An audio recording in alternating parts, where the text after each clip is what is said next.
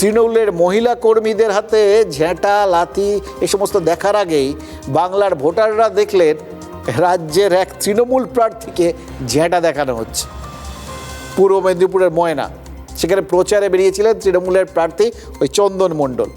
ময়নার ওই বাকচা গ্রামে তিনি যেতে না যেতেই সেখানকার মহিলারা ঝেঁটা হাতে বিক্ষোভ দেখাতে শুরু করেন এবং সেই বিক্ষোভের তোড় এমনই ছিল যে ঝাঁটা হাতে মহিলাদের সামনে পিছু হটতে হয় তৃণমূল প্রার্থীকে।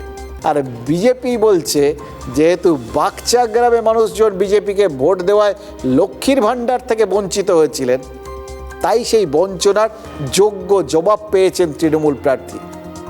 এবার দেখুন, এটা যদি সত্যি হয় তাহলে আপনাদের ধরতে হবে এক্ষেত্রেও একটা উল্টোমুখী স্রোতের ঘটনা বা উল্টোমুখী স্রোতের কেন্দ্র হয়ে দাঁড়িয়েছে এই বাকচা গ্রাম।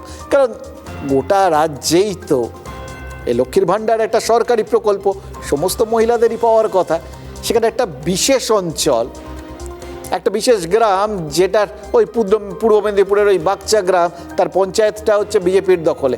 তো বিজেপির দখলে গেছে বলে সেখানে ওই লক্ষ্মীর ভাণ্ডারটা বন্ধ হয়ে যাবে, এটা উল্টো স্রোত হলো না? এটা ব্যতিক্রমী ঘটনা হলো না?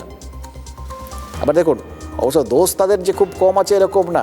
ময়না বিধানসভাটাও 2021-এ জিতেছিলেন বিজেপি প্রার্থী অশোক দিন্দা।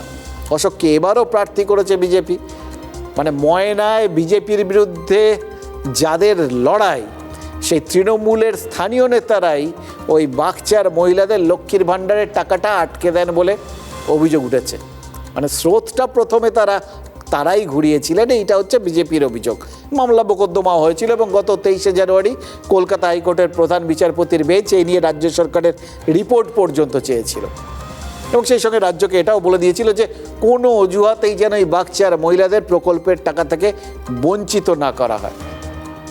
কিন্তু কি মনে হচ্ছে জানেন, বঞ্চনার জ্বালা কি অত সহজে মেটে? তাই বিজেপি বলছে যে বঞ্চনার বিরুদ্ধে প্রতিবাদ স্বরূপই আজ তৃণমূল প্রার্থীকে দেখে বাকচার মহিলারা স্বতঃস্ফূর্তভাবে ঝাঁটা বার করেছিলেন।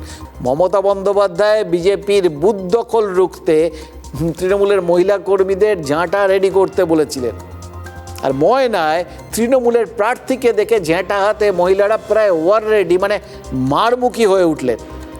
আচ্ছা, বিবর্তনবাদের মতো ইদানিংকালে ওই অনুপ্রেরণাও কি উল্টো স্রোতে বইছে নাকি?